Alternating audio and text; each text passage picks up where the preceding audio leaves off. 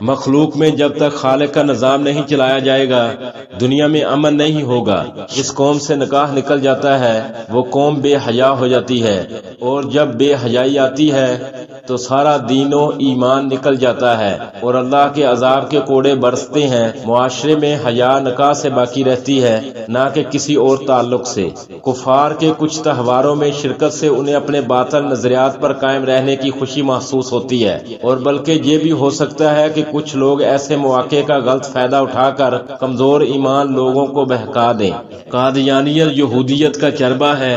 قادیانی اسلام اور ملک دونوں کے غدار ہیں۔ اہل سنت کا یہ عقیدہ ہے کہ صحابہ اکرام رضی اللہ تعالی عنہم اجمعین انبیاء علیہم السلام کے بعد خدا کی تخلیق میں سب سے عمدہ ہے، اور ان میں سب سے بہتر ابو بکر صدیق، اور پھر عمر فاروق، اور پھر عثمان غنی، اور پھر علی رضی اللہ تعالی عنہ